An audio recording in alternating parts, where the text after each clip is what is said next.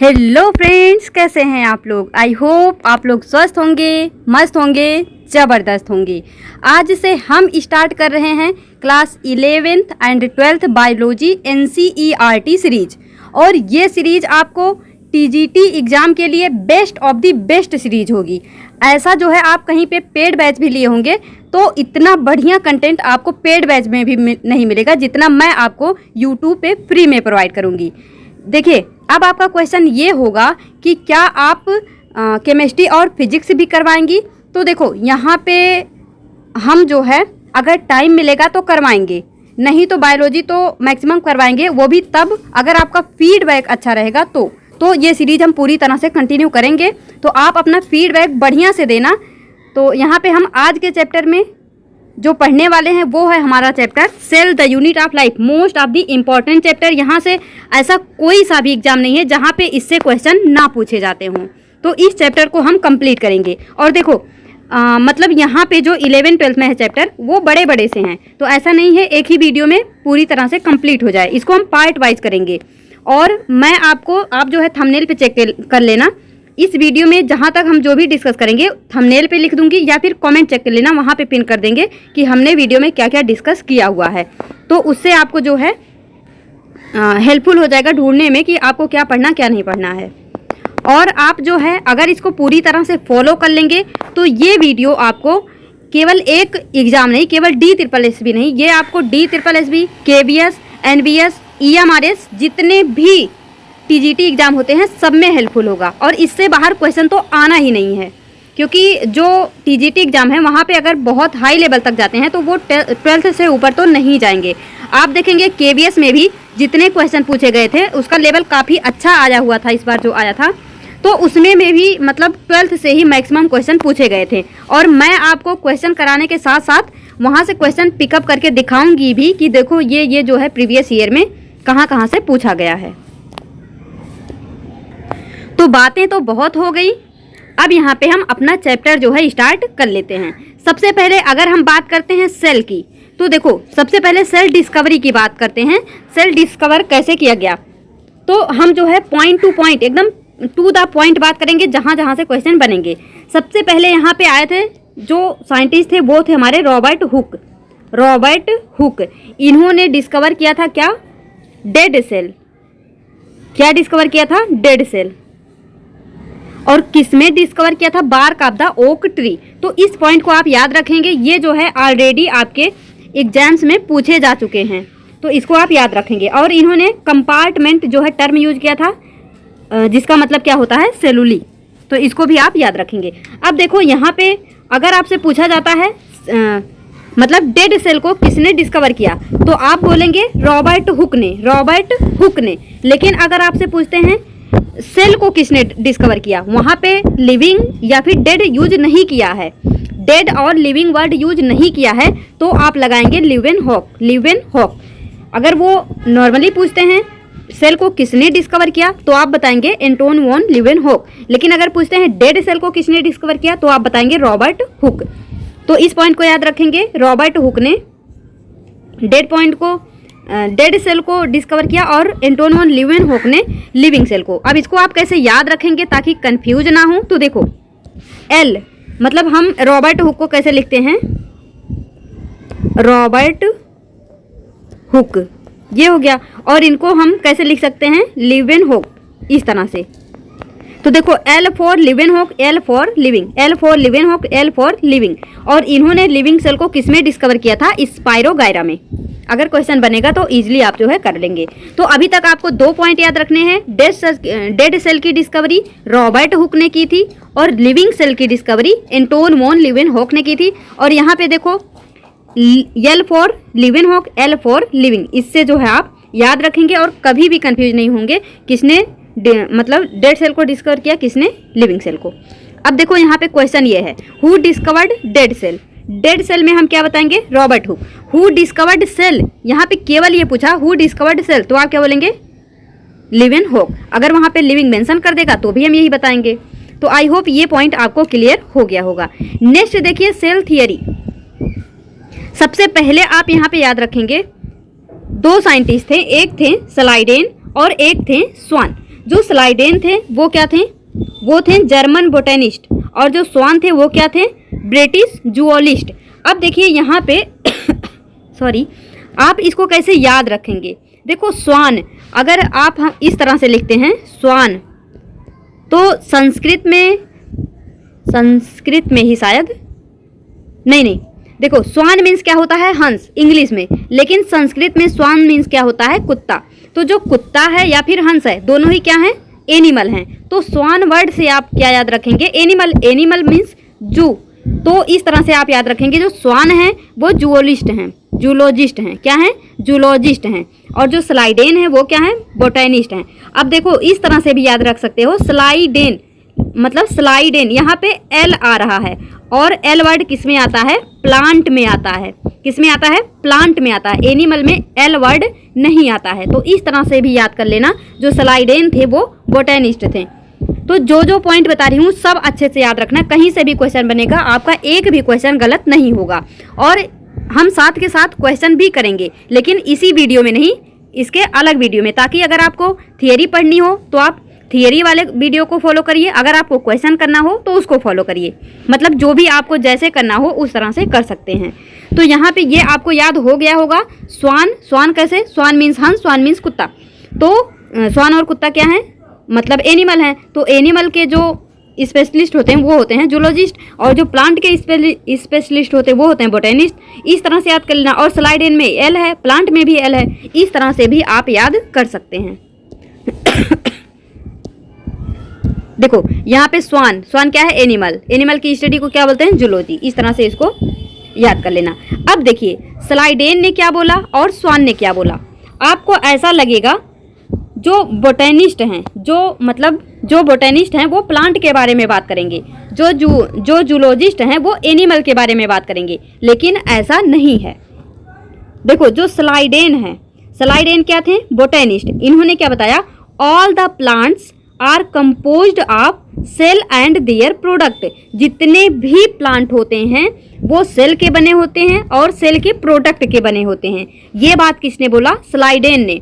देखो जो बोटेनिस्ट हैं वो केवल प्लांट की बात कर रहे हैं, लेकिन जो जूलॉजिस्ट हैं वो प्लांट की भी बात कर रहे हैं और एनिमल की भी बात कर रहे हैं। देखो plants as well as animals both are composed of cell and their products.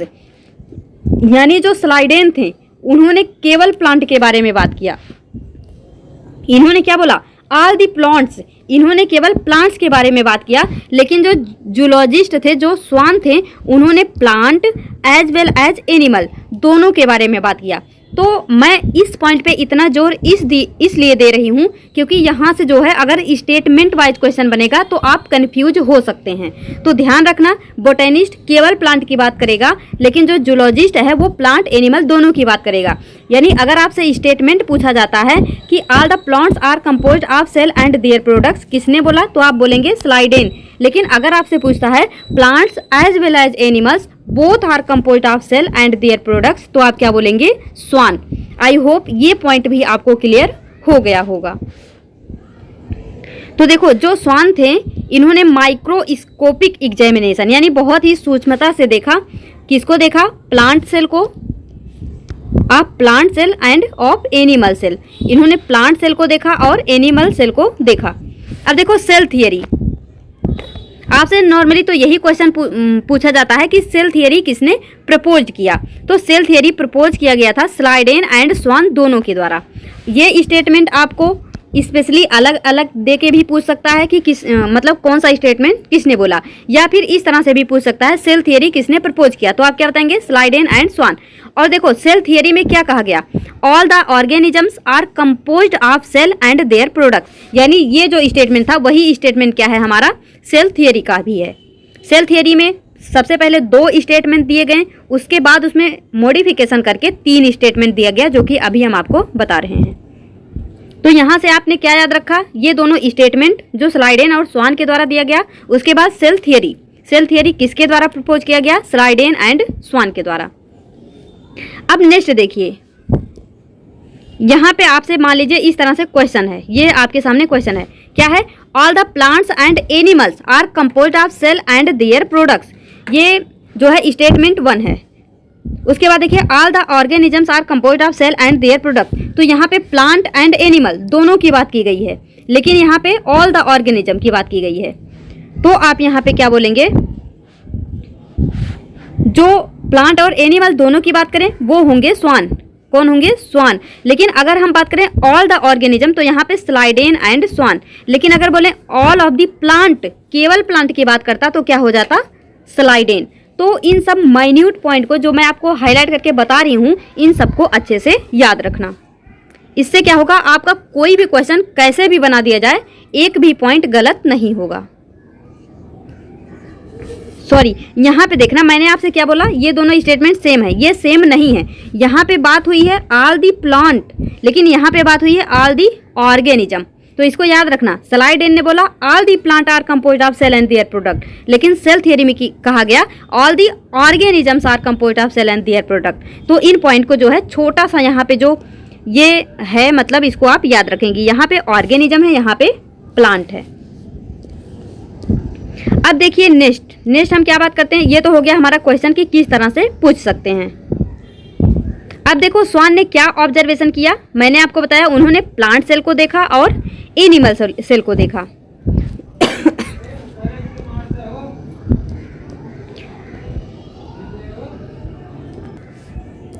अब देखो स्वान ने ऑब्जर्व किया प्लांट सेल और एनिमल सेल को। तो ये है हमारा प्लांट सेल, ये है हमारा एनिमल सेल। इन्होंने क्या देखा, outer boundary of plant cell is stiff cell wall. इन्होंने क्या बताया, जो प्लांट सेल है उसकी आउटर बाउंड्री, ये जो आउटर बाउंड्री है वो क्या है, स्टिफ सेल वॉल, यानी ये सेल वॉल है जो कि कैसा है, स्टिफ है।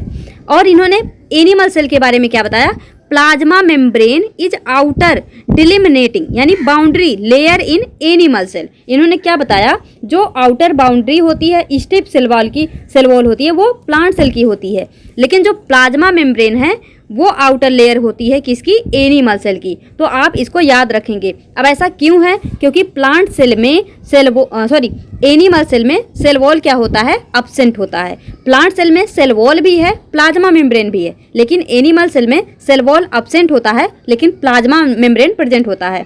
तो अगर आपसे पूछें प्लांट सेल में आउटर बाउंड्री क्या होगी, तो वो हो जाएगा सेल वॉल। लेकिन अगर आपसे पूछे एनिमल सेल में आउटर लेयर क्या होती है, तो वो हो जाएगा प्लाज्मा मेम्ब्रेन। तो इस पॉइंट को आप याद रखेंगे। ये जो छोटे छोटे पॉइंट मैं आपको बता रही हूँ, यहीं से क्वेश्चन जो है पूछे जाते हैं। तो ये भी आपको क्लियर हो गया होगा। यानी जो स्वान थे जूलॉजिस्ट तो थे, लेकिन इन्होंने प्लांट सेल की भी बात करी और एनिमल सेल की भी बात की है। अब देखो cell theory proposed by Schleiden and Schwann, ये हमने आपको बताया। तो सेल थियरी में क्या क्या बोला गया, ये हो गया हमारा फर्स्ट पॉइंट, जिसमें क्या बोला गया, all organism are composed of cell and their product, ये तो हमने आपको बताया। अब सेकेंड स्टेटमेंट ये बोला गया, cell is basic structural and fundamental unit of life. तो ये दो स्टेटमेंट याद रखना। जितने भी ऑर्गेनिज्म है वो सेल और सेल के प्रोडक्ट यानी कि कार्बोहाइड्रेट, प्रोटीन, फैट, ये सारी चीज़ें इनसे बने होते हैं। और जो सेल होता है वो basic structural and functional unit of life होता है। अब नेक्स्ट देखिए यहाँ पे modified cell theory by Rudolf Virchow. अब हम यहाँ पे देखते हैं दो स्टेटमेंट जो बोला गया, उसमें एक और स्टेटमेंट ऐड किया गया रुडोल्फ वर्चो के द्वारा। ये भी कौन है, साइंटिस्ट। तो इन्होंने क्या किया, दो स्टेटमेंट क्या बोला गया कि जितने भी ऑर्गेनिज्म है वो सेल और सेल के प्रोडक्ट से बने हैं। दूसरा क्या बोला गया, जो सेल होता है वो संरचनात्मक एंड क्रियात्मक इकाई होती है। मैं उसका हिंदी बता रही हूँ। अब देखो सेल थियरी में क्या किया गया, मॉडिफिकेशन किया गया, और ये मॉडिफिकेशन किया गया रुडोल्फ वर्चो के द्वारा। और इन्होंने ये बोला ओमनिस सेलुला ई सेलुला, जिसका मतलब होता है new cells are arise from pre existing cell. मतलब दो स्टेटमेंट तो इन्होंने माना, लेकिन एक स्टेटमेंट और ऐड किया कि जितने भी सेल्स होते हैं वो प्री एग्जिस्टिंग सेल से एराइज होते हैं। तो इस पॉइंट को आप याद रखेंगे। अब देखिए आपसे क्वेश्चन ऐसे पूछ सकता है कि हु प्रपोज्ड सेल थियरी, तो आप क्या बताएंगे, स्लाइडेन एंड स्वान। लेकिन अगर आपसे पूछता है हु मॉडिफाइड सेल थियरी, तो आप क्या बताएंगे, रुडोल्फ वर्चो। यानी सेल थियरी दिया गया स्लाइडेन और स्वान के द्वारा, लेकिन सेल थियरी को मॉडिफाई किया गया रुडोल्फ वर्चॉव के द्वारा। और ये भी कभी कभी यही पूछ लेते हैं कि रुडोल्फ वर्चॉव ने कौन सा स्टेटमेंट दिया था, तो याद रखना ओमनी सेल्युला ई सेल्युला। और कभी कभी पूछ लेते हैं कि ओमनी सेल्युला ई सेल्युला का मतलब क्या होता है, तो इसका मतलब होता है new cells arise from pre existing cell. अब देखो यहाँ पे ये दोनों स्टेटमेंट हो गया हमारा जो पहले था, और ये स्टेटमेंट बाद में ऐड किया गया रुडोल्फ वर्चॉव के द्वारा। और ये तो हो गया हमारा प्रीवियस स्टेटमेंट जो कि पहले दिया गया, और ये न्यू स्टेटमेंट ऐड किया गया। तो टोटल 3 पॉइंट जो है सेल थियरी में बताया गया था। अब देखिए व्हाट इज सेल, सेल क्या है। तो सबसे पहले सेल होने के लिए जो बेसिक रिक्वायरमेंट होता है, यानी सेल क्या है जिसमें ये तीनों चीज़ें प्रेजेंट होंगी, ये तीनों मटेरियल जिसमें है वो सेल होगा। देखो क्या क्या है, जेनेटिक मटेरियल है, साइटोसॉल है और प्लाज्मा मेम्ब्रेन है। यानी किसी भी सेल में किसी भी प्रकार का सेल हो, चाहे वो प्रोकैरियोट हो चाहे वो यूकैरियोट हो, ये 3 चीज़ें सभी सेल में पाई जाएंगी। तो क्या है, from simple prokaryotes to complex eukaryotes all the 3 things are present in every cell. यानी जितने भी सेल हैं, चाहे वो प्रोकैरियोट के हों या फिर यूकैरियोट के, ये 3 चीज़ें यानी कि genetic material, cytosol, plasma membrane सभी में क्या होंगे, प्रेजेंट होंगे। तो इस पॉइंट को भी आप याद रखेंगे। अब हम यहाँ से देखते हैं जेनेटिक मटेरियल क्या है। अब देखो जेनेटिक मटेरियल क्या है, मान लो यहाँ पे ये हो गए फादर और ये हो गई मदर। तो फादर से क्या आएगा, स्पर्म आएगा, मदर से क्या आएगा, ओवम आएगा। और स्पर्म हो चाहे ओवम हो, दोनों में ही क्या होते हैं, डीएनए होता है। दोनों में ही क्या होता है, डीएनए। और डीएनए में जो ये होता है क्या होता है, मतलब जो स्पर्म आया ओवम आया, दोनों में क्या है, डीएनए। और दोनों मिलके जब क्या बनाए, जाइगोट, तो इसमें भी क्या है, डीएनए। और डीएनए से क्या बनता है, आरएनए। फिर आरएनए से क्या बनता, प्रोटीन। फिर प्रोटीन से क्या बनता है, बॉडी स्ट्रक्चर। तो जो ये जेनेटिक मटेरियल है, यानी जो डीएनए है, जो डीएनए है वही हमारा क्या है, जेनेटिक मटेरियल है। तो अब यहाँ पे देखो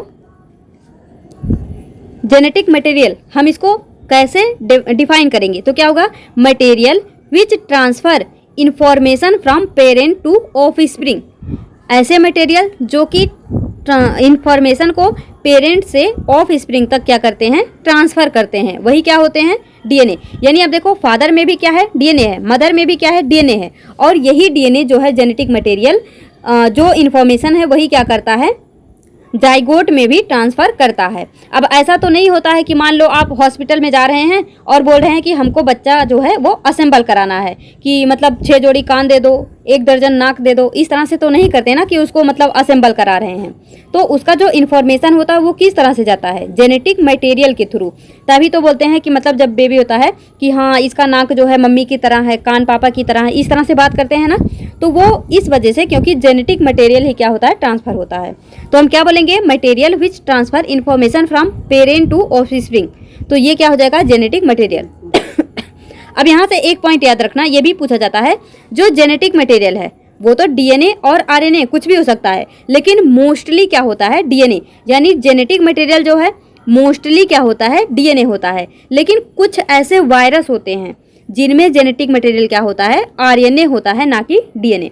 यानी जितने भी आप देखेंगे ऑर्गेनिज्म, सब में डीएनए क्या होगा, सॉरी मोस्टली में क्या होगा, जेनेटिक मटेरियल डीएनए होगा। लेकिन कुछ वायरस, ऑल नहीं, कुछ वायरस ऐसे होते हैं जिनमें जेनेटिक मटेरियल क्या होता है, आरएनए होता है। जैसे कि कोविड-19 देख लीजिए, कोविड-19 जो था उसमें भी जेनेटिक मटेरियल क्या था, आरएनए। और जो एचआईवी होता है, हम बोलते हैं ना रेट्रो वायरस, तो उसी जो एचआईवी होता है इसका भी जेनेटिक मटेरियल क्या होता है, आरएनए। यहाँ से भी आपसे क्वेश्चन पूछ सकते हैं कि बताइए वायरस में जेनेटिक मटेरियल क्या है, मतलब एचआईवी में या फिर कोविड-19 में, तो आप क्या बताएंगे, आरएनए। अब देखिए यहाँ पे क्या है, ऑर्गन और ऑर्गेनली, मतलब ये दोनों वर्ड सेल चैप्टर में यूज होते हैं, तो इसको समझ लीजिए। ऑर्गन क्या होते हैं, जैसे कि आप देखेंगे यहाँ पे लंग्स हो गया, हार्ट हो गया, किडनी हो गया, लीवर हो गया, ये क्या है, they have definite shape and performing specific function. ये हमारे क्या हो गए, ऑर्गन। लेकिन अगर हम बात करें ऑर्गेनेलीज की तो क्या होते हैं, cell also have structures which have definite shape and specific function. जैसे कि आप देखेंगे किसी भी सेल में क्या है, यह है न्यूक्लियस, न्यूक्लियस से लगा हुआ क्या है, इंडोप्लाज्मिक रेटिकुलम, यह है गोल्गी बॉडी, यह है सेंट्रोसोम, यह है माइटोकॉन्ड्रिया। तो ये सब क्या होते हैं, ऑर्गेनेली होते हैं। यानी हम इसको कह सकते हैं लिटिल ऑर्गन ऑफ सेल। क्या कह सकते हैं, लिटिल ऑर्गन ऑफ सेल, जिसको हम क्या बोलते हैं, ऑर्गेनेली। तो इस पॉइंट को भी याद रखना थोड़ा सा। अब देखिए व्हाट इज सेल ऑर्गेनेली। तो हमने आपको बताया क्या होता है लिटिल ऑर्गन, क्या होता है लिटिल ऑर्गन। अब देखो मान लो ये है हमारा बॉल, एक बॉल में क्या रखा है, चाशनी, और क्या है यहाँ पे, रसगुल्ला। तो यही जो रसगुल्ला है यही हमारा क्या होता है, सेल ऑर्गेनेली होता है। और ये जो चाशनी होती है, चाशनी क्या होता है, साइटोप्लाज्म होता है। क्या होता है, साइटोप्लाज्म होता है। तो इस पॉइंट को आप याद रखेंगे। जैसे मान लो एक बॉल लिया हमने, उसमें चाशनी है और उस चाशनी में क्या है, रसगुल्ला है। तो वो जो रसगुल्ला है वही हमारे क्या है, सेल ऑर्गेनेलीज। अब यहाँ पे देखिए 3 टाइप ऑफ ऑर्गेनेलीज। यानी हमने क्या देखा, चाशनी है, चाशनी में क्या है, रसगुल्ला, और वही रसगुल्ला हमारे क्या है, ऑर्गेनेली। अब जो ऑर्गेनेली होते हैं, यानी मान लो कोई भी सेल हो गया हमारा, चाहे वो प्लांट सेल हो या एनिमल सेल हो, उसमें 3 टाइप्स के ऑर्गेनेली होंगे। कुछ ऐसे होंगे जो कि डबल मेम्ब्रेन बाउंड होंगे, कुछ ऐसे होंगे जो कि मेम्ब्रेन लेस होंगे, कुछ ऐसे होंगे जो कि सिंगल मेम्ब्रेन बाउंड होंगे। तो आप जो है, आपसे क्वेश्चन यहाँ पे सिंपली ऐसे ही पूछा जाता है कि which of the following is double membranous structure, या फिर मेम्ब्रेन लेस स्ट्रक्चर, या फिर सिंगल मेम्ब्रेन बाउंड स्ट्रक्चर। तो आप इसको याद रखेंगे। डबल मेम्ब्रेन स्ट्रक्चर में क्या क्या होता है, सबसे पहले न्यूक्लियस, फिर माइटोकॉन्ड्रिया और क्लोरोप्लास्ट। तो ये 3 को याद रखना, एनएमसी से याद रख लेना, एनएमसी यानी न्यूक्लियस, माइटोकॉन्ड्रिया, क्लोरोप्लास्ट। ऐसे मत याद रखना यार, डायरेक्ट याद रख लेना, क्योंकि देखो C4 यहाँ पे सेंट्रियोल, सेंट्रोसोम ये भी है, तो आप कंफ्यूज हो सकते हैं। यहाँ पे N4 न्यूक्लियोलस भी है, तो ऐसे ये सब टेक्निक मत लगाना, डायरेक्ट याद रखना। अभी जब आप स्ट्रक्चर पढ़ोगे, मतलब देखो हम इस तरह से पढ़ते हैं, ये हमारा न्यूक्लियस है, और आप देखो माइटोकॉन्ड्रिया इस तरह से हम पढ़ते हैं, ये क्रिस्टी, तो ये भी डबल मेम्ब्रेन हो गया।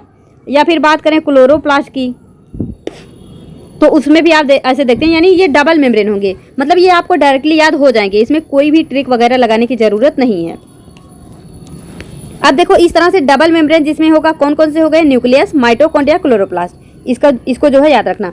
अब अगर बात करें मेम्ब्रेन लेस ऑर्गेनेली कौन कौन सी होती हैं, तो याद रखना न्यूक्लियोलस, और यहाँ पे राइबोसोम, और सेंट्रियोल एंड सेंट्रोसोम, ये होते हैं हमारे मेम्ब्रेन लेस। इनके अलावा, यानी ये 3 हो गए डबल मेम्ब्रेन, ये 4 हो गए मेम्ब्रेन लेस। इसके अलावा जितने भी ऑर्गेनेलीज होते हैं सेल में, वो सब क्या होते हैं, सिंगल मेम्ब्रेन बाउंड होते हैं। तो आपको ये 4 याद रखना है, ये 3 तो आपको याद हो गए होंगे, बस इनको याद रख लेना। ये होते हैं मेम्ब्रेन लेस, सबसे ज़्यादा इंपॉर्टेंट ये हैं, क्योंकि ये आपको याद हो ही गए, बस इसको याद रखना। और इनके अलावा जो भी आएगा वो सब क्या होंगे, सिंगल मेम्ब्रेन बाउंड स्ट्रक्चर। अब नेक्स्ट देखिए साइटोसोल, हमने आपको पहले भी बता दिया, एक बार और देखिए। ये हो गया हमारा बॉल में क्या है, चाशनी, ये है चाशनी, और ये जो है ये है हमारा क्या है, रसगुल्ला। अब अगर हमने क्या किया, रसगुल्ला को हटा लिया, रिमूव ऑल ऑर्गेनेलीज, यानी रसगुल्ला, हमने उस ऑर्गेनेलीज को क्या किया, हटा दिया। अब जो इसमें चाशनी बची वही हमारा क्या है, साइटोसोल। क्या है, साइटोसोल। अब देखिए आगे यहाँ पे, ये देखो, ये अच्छे से समझना, क्योंकि यहाँ से क्वेश्चन ऑलरेडी पूछा जा चुका है, DSSB में भी पूछा है और NVS में भी पूछा है। देखो मैंने आपसे बोला है आपको कोई सा भी एग्जाम देना हो, प्रीवियस ईयर आप सभी TGT एग्जाम के सॉल्व करेंगे। जैसे मान लो अभी आपको DSSB देना है, तो आप NVS, KVS सभी जितने भी PYQ जो हैं सबको सॉल्व करिए, उससे आपके कॉन्सेप्ट बिल्ड होंगे और आपको पता चलेगा कहाँ कहाँ से क्वेश्चन बन सकते हैं। तो देखो सबसे पहले हम यहाँ पे देखते हैं ये कुछ टर्म, जैसे कि प्रोटोप्लाज्म, प्रोटोप्लास्ट, साइटोप्लाज्म, साइटोसोल, कुछ इस तरह के वर्ड होते हैं जो कि कंफ्यूज करते हैं। तो इसको आप समझेंगे। सबसे पहले आप देखेंगे ये क्या है, एक जस्ट अ सेकेंड, ये क्या है, एक प्लांट सेल है। अब इस प्लांट सेल में क्या है यहाँ पे, ये हो गया साइटोसोल। और साइटोसोल में ये जिसको हमने क्या बोला, रसगुल्ला, यानी ये हमारे ऑर्गेनेलीज, यानी यहाँ पे आप देख रहे होंगे ये जो है ये क्या है हमारा न्यूक्लियस, और न्यूक्लियस से लगा हुआ क्या है इंडोप्लाज्मिक रेटिकुलम, ये हमारा गोल्गी बॉडी। अब क्या करेंगे, आप यहाँ से सेल को रिमूव कर दीजिए, क्या है रिमूव सेल वॉल, यानी सेल को प्लांट सेल में से माइनस कर दीजिए। अब जो स्ट्रक्चर बचा, यानी प्लांट सेल को जैसे ही आपने हटाया, जो भी स्ट्रक्चर बचा वही हमारा क्या है प्रोटोप्लास्ट। प्रोटोप्लास्ट, तो यहाँ पे आप क्या याद रखेंगे, जैसे ही प्लांट सेल से सेल वॉल को हटाएंगे जो स्ट्रक्चर बचेगा वो होगा हमारा प्रोटोप्लास्ट। अब देखिए ये जो ब्लैक कलर का आपको दिख रहा है आउटर मेम्ब्रेन, ये बचा हमारा सेल मेम्ब्रेन। क्या बचा, सेल मेम्ब्रेन। तो अगर इस सेल मेम्ब्रेन को हम हटा दें, देखो यहाँ पे ये बाउंड्री नहीं है, तो अगर हम सेल मेम्ब्रेन को हटा देते हैं तो जो स्ट्रक्चर बचता है वो हमारा क्या होता है प्रोटोप्लाज्म। क्या होता है प्रोटोप्लाज्म, क्या होता है प्रोटोप्लाज्म। तो हमने आपको क्या बताया, सबसे पहले आपका प्लांट सेल है, प्लांट सेल में से सेल वॉल को हटा दीजिए, क्या बचा प्रोटोप्लास्ट। क्या बचा प्रोटोप्लास्ट। अब इस प्रोटोप्लास्ट में से सेल मेम्ब्रेन को हटा दीजिए तो क्या बचा प्रोटोप्लाज्म। प्रोटोप्लाज्म। अब इस प्रोटोप्लाज्म में से रिमूव न्यूक्लियस, ये हमने आपको बताया ना, ये है हमारा न्यूक्लियस। अब देखो उस न्यूक्लियस को हमने नेक्स्ट स्टेप में यहाँ से क्या किया, गायब कर दिया। तो प्रोटोप्लाज्म में से जब हम न्यूक्लियस को हटा देंगे, जो स्ट्रक्चर यहाँ पे बचेगा, थोड़ा ऊपर कर लेते हैं इस तरह से, वही हमारा क्या होगा साइटोप्लाज्म। क्या होगा, प्रोटोप्लाज्म में से जब हम न्यूक्लियस को हटा देंगे तो ये होगा साइटोप्लाज्म। और साइटोप्लाज्म में से जब हम सभी जितने भी यहाँ पे आपको ये दिख रहे होंगे ऑर्गेनेलीज, यानी चाहे वो ईआर हो यानी इंडोप्लाज्मिक रेटिकुलम हो या फिर गोल्गी बॉडी हो, सबको हटा दो। अब जो स्ट्रक्चर बचा, जो बचा वो हमारा क्या होगा फाइनली साइटोसोल। क्या होगा साइटोसोल। अब यहाँ से किसी भी तरह का क्वेश्चन बना दे, आप क्वेश्चन को देख के समझ जाएंगे, तो इससे रिलेटेड क्वेश्चन हम करेंगे, लेकिन इस वीडियो में केवल कॉन्सेप्ट पे बात करेंगे। तो आप सभी पॉइंट को ध्यान से सुनते जाना और ऑलरेडी खुद से कुछ मत पढ़ना, जो मैं जहाँ पे बताऊंगी वही ध्यान से देखते जाना। तो हमने आपको क्या बताया, एक जो है प्लांट सेल है, प्लांट सेल के अंदर क्या होता है सेल वॉल होता है और प्लाज्मा मेम्ब्रेन भी होता है। अब देखो यहाँ से एक पॉइंट और आप बोल सकते हो कि अगर एनिमल सेल है, अगर कोई एनिमल सेल है तो उसमें तो सेल वॉल होता ही नहीं है, यानी वो हमेशा प्रोटोप्लास्टिक स्टेट में रहती है। किस में रहती है, हमेशा प्रोटोप्लास्टिक स्टेट में रहती है कोई भी एनिमल सेल, क्योंकि वहाँ पे सेल वॉल है ही नहीं। तो हम आपको क्या बता रहे हैं कि एक प्लांट सेल है और यहाँ पे हमने सबसे पहले देखा सेल वॉल है, उसके अंदर क्या है प्लाज्मा मेम्ब्रेन है, और प्लाज्मा मेम्ब्रेन के अंदर में क्या है, यहाँ पे न्यूक्लियस होगा, न्यूक्लियस होगा। न्यूक्लियस के अलावा यहाँ पे और भी जैसे endoplasmic reticulum, mitochondria, Golgi body, ये सारे ऑर्गेनेलीज होंगे। अब अगर यहाँ से आप जो है न्यूक्लियस को हटा देंगे तो हमारा क्या बचेगा प्रोटोप्लाज्म बचेगा। और एक सेकेंड देखो, सबसे पहले प्लांट सेल है, सेल वॉल है, सेल वॉल को हटाया प्रोटोप्लास्ट बचा, और सेल मेम्ब्रेन को हटाया प्रोटोप्लाज्म बचा, और न्यूक्लियस को हटाया। जैसे हम यहाँ से मान लो इसको बैक करते हैं, देखो न्यूक्लियस हट गया, अब क्या हो गया, इसको पूरा बनाना पड़ेगा तभी आएगा समझ। देखो सबसे पहले क्या हो गया सेल वॉल, सेल वॉल के अंदर प्लाज्मा मेम्ब्रेन, प्लाज्मा मेम्ब्रेन के अंदर में न्यूक्लियस, और यहाँ पे कुछ और जो है छोटे मोटे क्या हैं सेल ऑर्गेनेलीज, और यहाँ पे क्या है साइटोसोल है, साइटोसोल उसको पहले बनाना था। तो अब अगर हम यहाँ से सेल वॉल को हटा देंगे तो क्या बचेगा प्रोटोप्लास्ट, अगर सेल मेम्ब्रेन को हटा देंगे प्रोटोप्लाज्म, और अगर न्यूक्लियस को हटा देंगे साइटोप्लाज्म, अगर सेल ऑर्गेनेलीज को हटा देंगे तो साइटोसोल। आई होप आपको इन सब वर्ड में जो कन्फ्यूजन है वो सब दूर हो गया होगा। प्रोटोप्लास्ट क्या है, प्रोटोप्लाज्म क्या है, साइटोप्लाज्म क्या है, साइटोसोल क्या है। तो देखो इस तरह से डायरेक्ट भी याद रख लेना। सबसे फर्स्ट स्ट्रक्चर जो आता है यानी सेल वॉल को हटाने के बाद वो होता प्रोटोप्लास्ट, प्रोटोप्लास्ट के बाद प्रोटोप्लाज्म, और जो लास्ट स्ट्रक्चर होता है साइटोसोल, उसके पहले क्या आता है साइटोप्लाज्म। इसको जो है आप याद रखेंगे क्योंकि यहाँ से क्वेश्चन पूछे जाते हैं। अब देखो जो प्लाज्मा मेम्ब्रेन होता है हमारा, जो प्लाज्मा मेम्ब्रेन होता है, एक सेकेंड रुकना, कुछ स्ट्रक्चर नहीं ठीक है।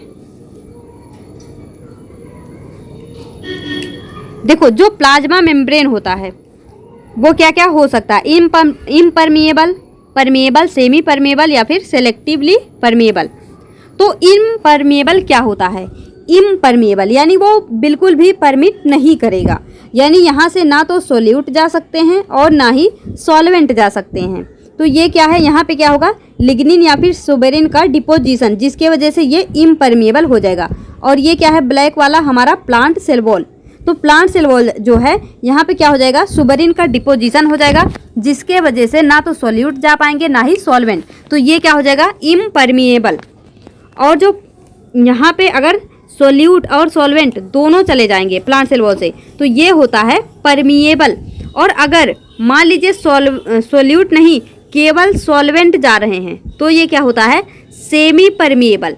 लेकिन मान लो सोल्यूट जो हैं, कुछ सोल्यूट हैं, ये एक टाइप का हो गया, ये दूसरे टाइप का हो गया, और सॉल्वेंट भी दो टाइप का है, कुछ ऐसे सॉल्वेंट हो गए कुछ ऐसे। मान लो कुछ सोल्यूट क्या हैं, चले गए लेकिन कुछ नहीं जा पाए, और कुछ सॉल्वेंट क्या है, नहीं जा पाए और कुछ सॉल्वेंट चले गए। तो इसमें क्या हो रहा, मतलब ये सेलेक्ट कर रहा है, कुछ को जाने दे रहा है, कुछ को नहीं जाने दे रहा, यानी ये सेलेक्ट करके भेज रहा है। तो इसको हम क्या बोलते हैं, सेलेक्टिवली परमिएबल। क्या बोलते हैं, सेलेक्टिवली परमिएबल। अगर आपसे पूछे प्लाज्मा मेम्ब्रेन क्या होता है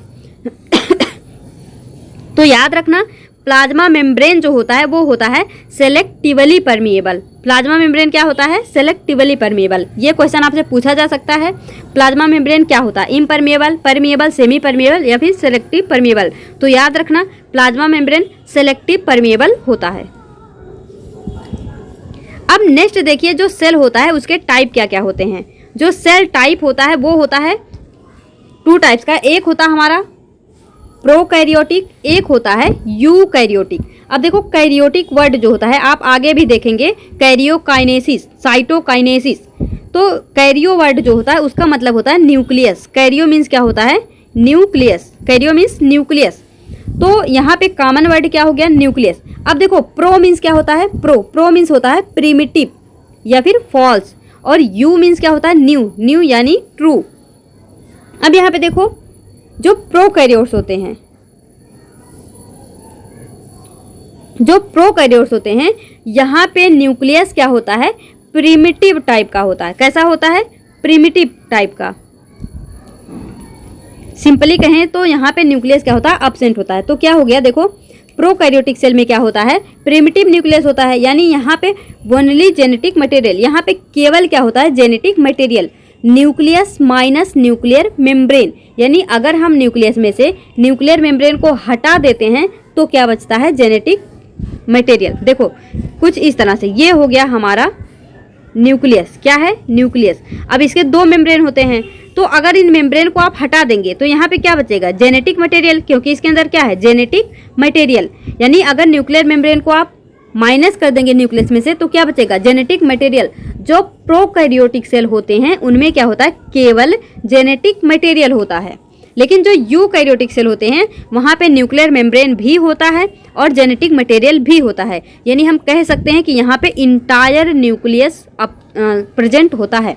तो आपसे सिंपली यही पूछते हैं कि जो प्रोकैरियोट होते हैं वहाँ पे न्यूक्लियस एब्सेंट होता है, जो यूकैरियोट होते हैं वहाँ पे इंटायर न्यूक्लियस प्रेजेंट होता है।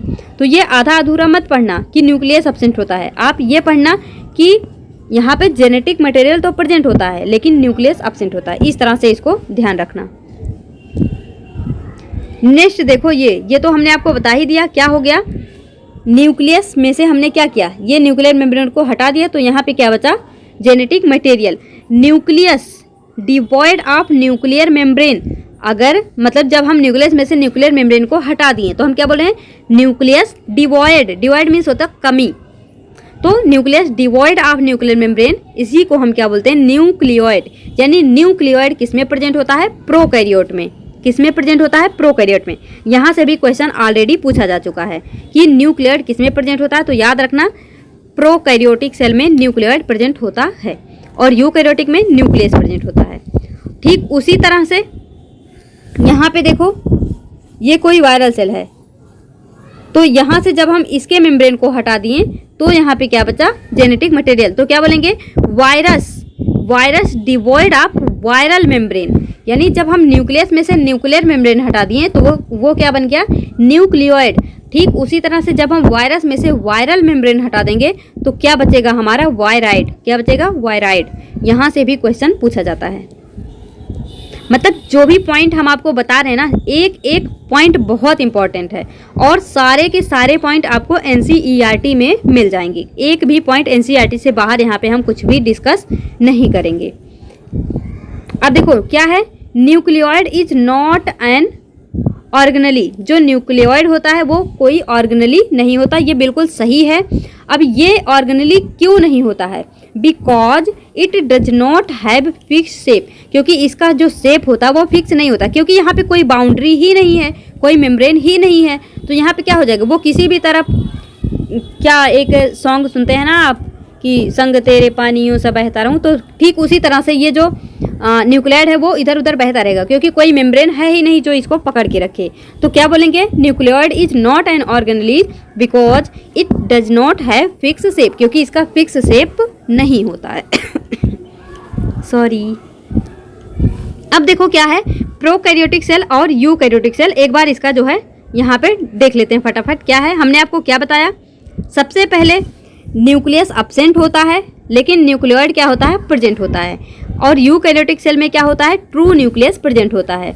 जो प्रोकैरियोटिक सेल है यहाँ पे डीएनए जो है वो सर्कुलर डबल स्ट्रैंडेड डीएनए होता है, लेकिन जो यूकैरियोटिक सेल है यहाँ पे डीएनए कैसा होता है, लीनियर डबल स्ट्रैंडेड डीएनए होता है। मतलब इस तरह से देखो, यूकैरियोटिक सेल में लीनियर यानी सीधा सा यहाँ पे डीएनए है, लेकिन प्रोकैरियोटिक में कैसा है, गोल मटोल यानी सर्कुलर है, गोलाकार है। तो इसको जो है आप याद रखेंगे, इन सब पॉइंट को याद रखना। यहाँ मतलब जितने भी पॉइंट हैं सभी पॉइंट से क्वेश्चन बनते हैं। फिर देखो प्रोकैरियोटिक और यूकैरियोटिक में, जो प्रोकैरियोटिक होते हैं यहाँ पे हिस्टोन प्रोटीन क्या होता है, अब्सेंट होता है। हिस्टोन प्रोटीन अब्सेंट होता है, लेकिन यूकैरियोट में हिस्टोन प्रोटीन प्रेजेंट होता है। मेम्ब्रेन बाउंड ऑर्गेनेलीज क्या होता है, अब्सेंट होता है। कई बार लोग क्या बोलते हैं कि जो प्रोकैरियोटिक सेल होता है वहाँ पे सेल ऑर्गेनेलीज क्या होते हैं, अब्सेंट होते हैं, लेकिन ये गलत है। सेल ऑर्गेनेलीज अब्सेंट नहीं होते हैं, membrane bound cell organelles absent होते हैं। यानी जैसे देखो आरएनए जो होता है, सॉरी राइबोसोम, जो राइबोसोम होता है वो क्या होता है, मेम्ब्रेन लेस होता है, मेम्ब्रेन लेस होता है। सॉरी, जो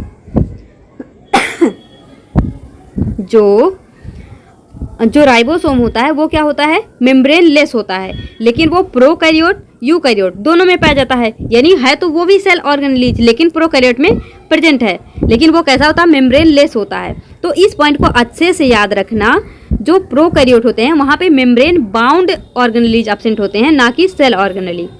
आई होप ये पॉइंट क्लियर हो गया होगा। और यहाँ देखो यूकैरियोट में क्या होता है, मेम्ब्रेन बाउंड ऑर्गेनेली क्या होते हैं, प्रेजेंट होते हैं।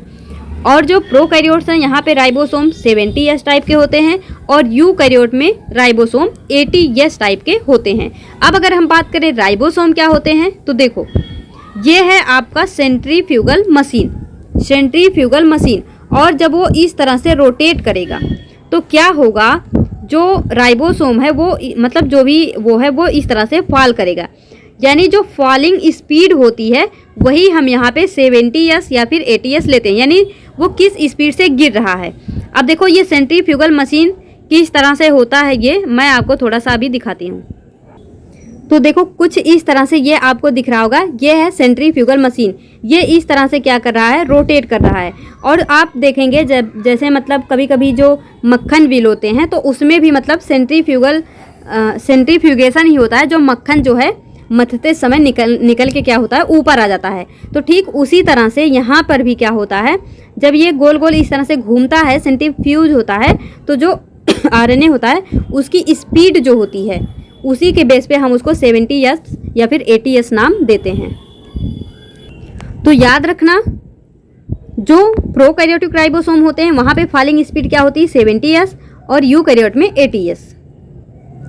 और ये देखो S क्या होता है, S को हम बोलते हैं श्वेडबर्ग यूनिट। क्या बोलते हैं, श्वेडबर्ग यूनिट या फिर श्वेडबर्ग कांस्टेंट। ये डायरेक्टली क्या मेजर करता है, फॉलिंग स्पीड या फिर सेडिमेंटेशन कोफिशिएंट। सेडिमेंट क्या होता है, मतलब जब मान लो कोई चीज़ है वो नीचे बैठता जाए, मतलब भारी होकर नीचे बैठता जाए, उसी को बोलते हैं कि वो सेडिमेंट हो रहा है। क्या हो रहा है? सेडिमेंट हो रहा है। तो जो स्वेडबर्ग यूनिट होता है वो डायरेक्टली क्या मेजर करता है? फॉलिंग स्पीड या फिर सेडिमेंटेशन कोफिशिएंट। और इनडायरेक्टली क्या मेजर करता है? Size and density. क्या मेजर करता है? Size and density. तो यहाँ से भी पूछा जाता है जो स्वेडबर्ग यूनिट होता है वो डायरेक्टली फॉलिंग स्पीड या फिर सेडिमेंटेशन कोफिशिएंट को मेजर करता है और इनडायरेक्टली साइज या फिर डेंसिटी को मेजर करता है। तो ये हो गया। जैसे देखो यहाँ पे ये थोड़ा सा जो ये है क्या है हमारा 70s और ये क्या है 80s। तो यहाँ पे जो बड़ी यूनिट है थोड़ी छोटी है, लेकिन ये क्या है? थोड़ी सी बड़ी है। और ये क्या है? और बड़ी है, ये थोड़ी सी इसके कंपेरिजन में छोटी है। तो अब देखो ये जो है बड़ी वाली वो मान लो 50s के स्पीड से गिरा और ये 30s के, तो यहाँ पे ये हो जाता है 70s और ये जो है 60s और ये 40s, तो यहाँ पे हो जाता है 80s। यहाँ पे वो मैथ वाला कैलकुलेशन मत लगा देना 50 30 बराबर 80, इस तरह का यहाँ पे कैलकुलेशन मत करना। तो ये जो है यहाँ पे हमारा ओवरऑल स्पीड क्या जाता है? 70s प्रोकैरियोटिक राइबोसोम में और 80s यूकैरियोट में। तो इसको भी आप याद रखेंगे।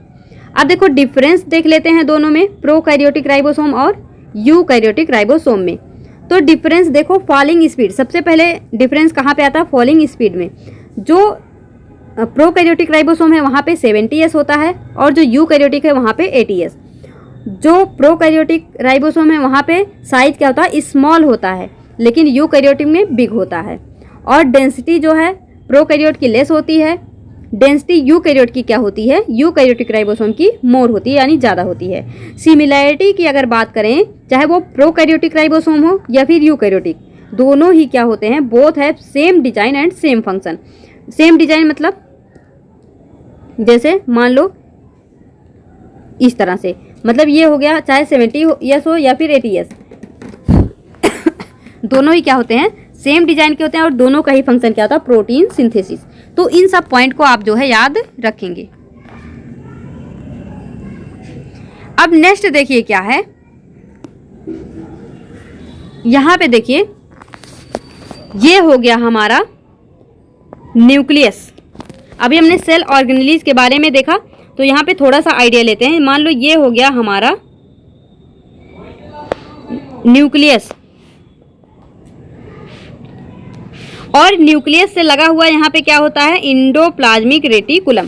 चलो मैं इस पे ऊपर नहीं चलाती हूँ, ये ऐसे ही बढ़िया दिख रहा। देखो ये हो गया न्यूक्लियस, ये हो गया इंडोप्लाज्मिक रेटिकुलम, ये हो गया गोल्गी बॉडी और ये हो गया वेसिकल।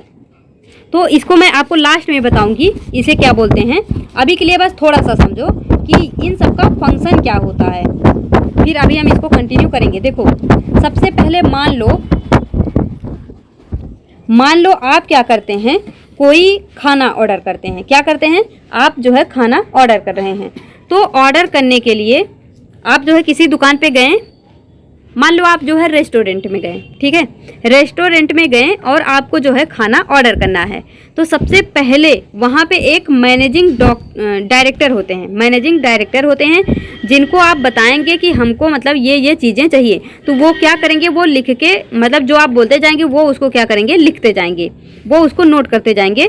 फिर वो क्या करेंगे? ऐसा तो है नहीं जैसे आपने उनको लिखा कि ठीक है हमको चाउमीन चाहिए, पिज्ज़ा चाहिए, बर्गर चाहिए, उन्होंने लिख लिया और वो फटाफट चले गए मतलब किचन में और बनाने लगे। ऐसा नहीं है, वो लिखेंगे उस ऑर्डर को और आगे पास ऑन कर देंगे। तो वो कहाँ पे जाएगा? किचन में, यानी जहाँ पे उसकी क्या होगी? सिंथेसिस होगी। यानी वो ऑर्डर आपका कहाँ पे जाएगा? किचन में, यानी जहाँ पे जो वो फैक्ट्री है, जहाँ पे उस मतलब जो आपने ऑर्डर किया है जहाँ पे वो बन रहा होगा वहीं से तो आपको मिलेगा। तो मान लो वो रीजन क्या होता है? ई और, यानी जो मैनेजिंग डायरेक्टर हैं, कंट्रोलिंग सेंटर, वो हमारा होता है न्यूक्लियस। क्या होता है? न्यूक्लियस। न्यूक्लियस जो है एक मैनेजिंग डायरेक्टर की तरह होता है, यानी कंट्रोलिंग सेंटर की तरह होता है। और जो ER होता है, इंडोप्लाज्मिक रेटिकुलम होता है, वो चीज़ों को क्या करता है? सिंथेसाइज करता है, चीज़ों को बनाता है, यानी वो एक तरह से किचन की तरह काम करता है। अब मान लीजिए आपने खाना ऑर्डर किया, आपने लिखवा दिया हमको पिज्ज़ा, बर्गर, चाउमीन, मोमोज, ये सारी चीज़ें चाहिए। फिर वो क्या हुआ? न्यूक्लियस ने उन सब इन्फॉर्मेशन को लिया, आगे पास ऑन कर दिया किसके पास? ER के पास। ER क्या है? किचन या फिर फैक्ट्री है। ER में क्या होता है? चीज़ों का सिंथेसिस होता है, यानी यहाँ पे वो बनेगा। अब जब वो बन के तैयार हुआ तो क्या होगा ऐसा तो है नहीं वही ला के आपको खाना देगा। वहाँ पे कुछ आप देखेंगे, मतलब रेस्टोरेंट में कुछ और भी लोग होते हैं, जैसे जिसको हम छोटू वगैरह बोल देते हैं, तो वो क्या करते हैं, खाने को अच्छे से पैक करेंगे, उसके ऊपर मिर्च मसाला जो भी चीज़ वगैरह डालेंगे, अच्छे से सलाद वलाद बढ़िया उसको सजाएंगे। यानी ये काम कौन करता है, गाल्गी बॉडी। गाल्गी बॉडी का काम क्या होता है, यानी ये वेयर हाउस की तरह काम करती है। इसका फंक्शन होता है PMT, इस तरह से याद रखना, PMT यानी P for packaging, M for modification, T for tagging. यानी पैकिंग का काम, मॉडिफिकेशन का काम, टैगिंग का काम। मतलब मान लो आप जहाँ से भी लेंगे तो वहाँ पे वो उस चीज़ का, जैसे आप देखो आप वोट देने जाते होंगे तो आपके उंगली पे एक निशान लगा देते हैं, उसी को बोलते हैं टैगिंग करना। तो उसी तरह से जो है गाल्गी बॉडी क्या करती है, PMT पैकेजिंग, मॉडिफिकेशन, टैगिंग। उसके बाद क्या होता है, ये सारे काम हुए। उसके बाद देखो वेसिकल फॉर पैकेजिंग। फिर यहाँ से क्या हो जाता है, जो पैक हुआ वो जो है वेसिकल के थ्रू क्या हो जाता है, ट्रांसपोर्ट कर दिया जाता है। तो ठीक इसी तरह से जैसे आप रेस्टोरेंट में जाते हैं, खाने का ऑर्डर देते हैं, फिर वो खाना कहीं पे बनता है, फिर कोई उसको पैक करता है, फिर कोई लाके देता है, यानी सब लोग अलग अलग होते हैं। ठीक उसी तरह से ये सारे सेल ऑर्गेनेलीज काम करते हैं। जैसे कि इसमें न्यूक्लियस जो होता है वो हमारा कंट्रोलिंग सेंटर होता है, वो सभी इन्फॉर्मेशन को रखता है, क्योंकि यहाँ पे क्या है, जेनेटिक मटेरियल है। उसके बाद जो सिंथेसिस का काम होता है वो एंडोप्लाज्मिक रेटिकुलम करता है। जो चीज़ों को पैकेजिंग करने का, मॉडिफिकेशन, टैगिंग करने का काम गोल्गी बॉडी का होता है। उसको फिर ट्रांसपोर्ट करने का काम वेसिकल का होता है। तो इस तरह से हमारे सेल ऑर्गेनेलीज काम करते हैं। तो इन सब के बारे में हम बहुत बढ़िया से डिटेल में पढ़ेंगे। तो अभी देखिए यहाँ पे हम क्या देख लेते हैं, सबसे पहले न्यूक्लियस के बारे में। आपको एक ओवरऑल आइडिया मिल गया होगा कि किस तरह से ये काम करते हैं। तो देखो एक काम करते हैं, हम जो है न्यूक्लियस से नेक्स्ट वीडियो में कंटिन्यू करेंगे। तो एक बार मैं आपको फटाफट ओवरव्यू दे देती हूँ कि हमने क्या क्या डिस्कस कर लिया, कितनी सारी चीज़ें पढ़ ली इसमें हमने। और देखो एक एक पॉइंट बहुत इंपॉर्टेंट है, आपको किसी भी एग्ज़ाम में, कोई सा भी एग्ज़ाम देंगे, मतलब सभी क्वेश्चन यहाँ से बन जाएंगे, चाहे वो किसी भी लेवल के पूछे जाएं। सबसे पहले हमने डिस्कवरी की बात की, रॉबर्ट हुक ने डेड सेल ढूंढा, एंटोन वन लीeuwenhoek ने यहाँ पे लिविंग सेल ढूंढा, स्पाइरोगायरा, और L for Leeuwenhoek, L for living. फिर देखिए अगर आपसे पूछे डेड सेल किसने डिस्कवर किया, रॉबर्ट हुक, और सेल किसने डिस्कवर किया, लीeuwenhoek। सेल थियरी हमने आपको बता दिया, स्लाइडेन और स्वान। स्वान क्या है, जूलॉजिस्ट, स्लाइडेन क्या है, बोटनिस्ट। जो बोटनिस्ट होंगे वो हमेशा प्लांट की बात करेंगे, लेकिन जो जूलॉजिस्ट होंगे वो प्लांट एनिमल दोनों की बात करेंगे। सेल थियरी में क्या कहा गया कि जितने भी ऑर्गेनिज्म होते हैं सब सेल और सेल के प्रोडक्ट से बने होते हैं। जो सेल थियरी थी वो स्लाइडेन और स्वान के द्वारा दी गई थी, और इसमें यह बोला गया कि सभी ऑर्गेनिज्म सेल और सेल के प्रोडक्ट से बने हैं, और जो सेल होता है वो basic structural and fundamental unit of life होता है। फिर जो है सेल थियरी में मॉडिफिकेशन किया गया रुडोल्फ वर्चो के द्वारा, और इन्होंने बोला ओमनी सेलुला ई सेलुला, यानी जितने भी सेल होते हैं वो प्री एग्जिस्टिंग सेल से एराइज होते हैं। तो इन सब चीज़ों को हमने जाना। फिर हमने देखा सेल क्या होते हैं। सेल में तीन चीज़ें जो हैं वो कंपलसरी होती ही हैं। एक तो हो गया जेनेटिक मटेरियल, साइटोसोल और प्लाज्मा मेम्ब्रेन। फिर हमने आपको जेनेटिक मटेरियल के बारे में बताया, किस तरह से स्पर्म ओवम मिलकर जाइगोट बनाते हैं, और दोनों में क्या होता है, स्पर्म ओवम में डीएनए होता है और वही डीएनए जो है ट्रांसफर होता है जाइगोट में। तो जेनेटिक मटेरियल क्या है, मटेरियल जो कि ट्रांसफर करता है इन्फॉर्मेशन को पेरेंट टू ऑफस्प्रिंग। और जो जेनेटिक मटेरियल है मोस्टली तो डीएनए होता है, लेकिन कुछ ऐसे वायरस होते हैं जहाँ पे आरएनए भी जेनेटिक मटेरियल हो सकता है, जैसे कि HIV एंड कोविड-19। ऑर्गन और ऑर्गेनेली देखा, फिर हमने ये सब देखा। फिर हमने देखा 3 टाइप्स ऑफ ऑर्गेनेली, जहाँ पे double membrane bound structure, nucleus, mitochondria और क्लोरोप्लास्ट। मेम्ब्रेन लेस में क्या हो गया, न्यूक्लियोलस, राइबोसोम, सेंट्रियोल, सेंट्रोसोम। और सिंगल मेम्ब्रेन जितने भी इनके अलावा, यानी इनके अलावा जो भी बचे वो सारे के सारे क्या होंगे, remaining all single membrane bound. फिर देखो यहाँ पे हमने साइटोसोल समझ लिया कि अगर सारे ऑर्गेनेलीज को हटा दिया जाए जो बचा वो हो गया हमारा साइटोसोल। फिर हमने यहाँ पे प्रोटोप्लास्ट, प्रोटोप्लाज्म, साइटोप्लाज्म, साइटोसोल, ये बहुत इंपॉर्टेंट है। लोग इसमें कंफ्यूज हो जाते हैं, लगता है कि प्रोटोप्लास्ट, प्रोटोप्लाज्म, साइटोप्लाज्म सब एक जैसा लगता है, लेकिन ऐसा नहीं है, सब में डिफरेंस होता है। किसमें क्या डिफरेंस है ये सब हमने देख लिया। फिर यहाँ पे देखो हमने ये देखा जो प्लाज्मा मेम्ब्रेन है वो सेलेक्टिवली परमिएबल होता है। फिर यहाँ पे सेल का टाइप देखा हमने, प्रोकैरियोटिक, यूकैरियोटिक, किसमें क्या प्रेजेंट होता है, क्या एब्सेंट होता है, ये सारी चीज़ें हमने यहाँ पे डिस्कस कर ली। फिर हमने यहाँ पे राइबोसोम के बारे में पढ़ा, स्वेडबर्ग यूनिट के बारे में पढ़ा, और यहाँ पे जो है प्रोकैरियोटिक यूकैरियोटिक राइबोसोम में क्या क्या डिफरेंस होता है ये पढ़ा, सिमिलरिटी क्या होता है ये पढ़ा। फिर हमने ये देखा किस तरह से सेल ऑर्गेनेलिज आपस में कोऑर्डिनेट होकर फंक्शन करती हैं। तो आगे जो है हम कंटिन्यू करेंगे न्यूक्लियस से। सबसे पहले न्यूक्लियस के बारे में देखेंगे और जितने भी सेल ऑर्गेनेलिज हैं उन सबको पढ़ेंगे। फिर प्लाज्मा मेम्ब्रेन, सेल वॉल, मतलब सब कुछ अच्छे से डिटेल में पढ़ेंगे। जहाँ जहाँ से क्वेश्चन बनते हैं सब कुछ कवर करेंगे। आप थोड़ा सा पेशेंस बना के रखना, आपको सब कुछ जो है धीरे धीरे समझ आएगा। तो इस वीडियो में यहीं तक रखते हैं, लेकिन याद रखना ये सीरीज तभी कंटिन्यू होगी जब आपका फीडबैक जबरदस्त आएगा। अदरवाइज मैं कंटिन्यू नहीं करूंगी। बाद में मत बोलना मैम कंप्लीट करा दो ये वो, फिर मैं नहीं सुनूंगी। अगर आपका फीडबैक बढ़िया आएगा तो ही ये सीरीज कंटिन्यू होगी, अदरवाइज स्टॉप हो जाएगी। तो अपना फीडबैक देना मत भूलना। इस वीडियो में यहीं तक, मिलेंगे अपने नेक्स्ट वीडियो में। तब तक के लिए all the best, be happy, be positive.